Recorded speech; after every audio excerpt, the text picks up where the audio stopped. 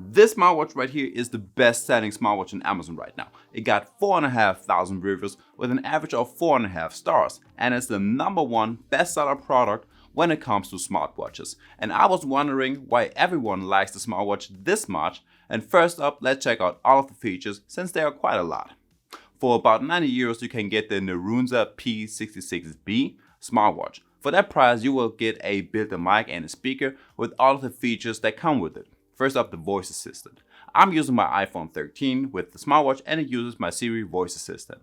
Now you don't get any text on the display if you ask any questions, and your smartphone has to be unlocked if you want to use it.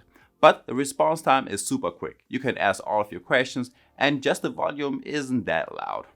There is also a phone feature, so you can either dial a number on the dial pad, take a look in your call log or in your contacts book and start a call right from your wrist, but you can also answer and decline incoming calls. Now we don't get customizable watch faces, but you can interact with some of the metrics that are being displayed, like with the heart rate tracker or the phone feature. So it's like a little shortcut to the actual app.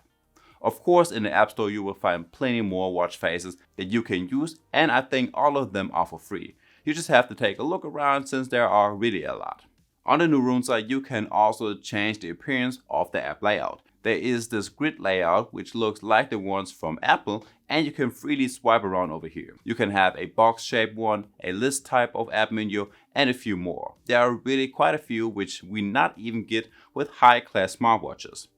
By swiping up you will get to all of your notifications, but we cannot reply to any messages. And we have a music player which only controls the music on your smartphone. By the way, you can let the audio from your smartphone also play on your watch, like from YouTube videos, songs or Instagram stories. By swiping left you will circle through all of your tiles like your daily stats, weather app and your different health trackers, to which we will get in a second. So health tracker wise we get a heart rate sensor which seems to work just fine in a resting state. Once we start walking a little bit faster and do activities, this one gets a little bit inaccurate, but it's really just a few beats. The next one is the SpO2 tracker. I compared it to my pulse oximeter, and right here it was off by about 2% on average. It's always a little bit higher than it should be, but it's a good rough indicator.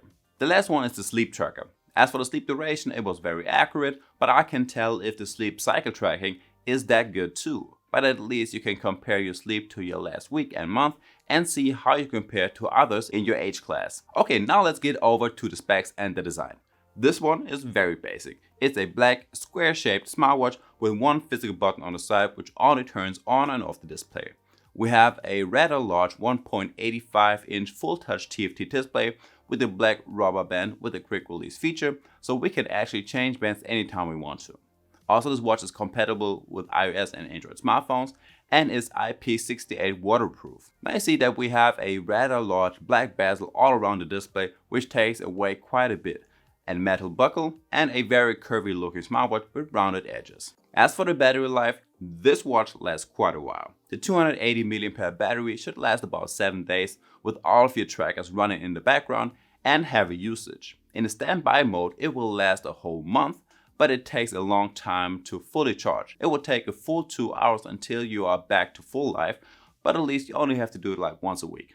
Now we get to the activity tracking. The Nerunza smartwatch tracks over 100 different sport modes, like different outdoor activities, skiing, you have a VO2 max test, karate, bowling, or even core training. There are really a lot, but unfortunately not in an order, which means that it could take a while until you find the right sport mode. There's also no built-in GPS, but you rarely see something like this on a smartwatch at that price point. You can also check out your past workouts over in the Glory Fit app to see how terribly bad your fitness level is. By the way, I got the link to the watch down below in the description if you want to check it out yourself. And guys, there we have it. If you liked the video, make sure to hit the like button and subscribe to my channel. It would really help me out. And I guess with that one being said, I will see you in the next one. Peace.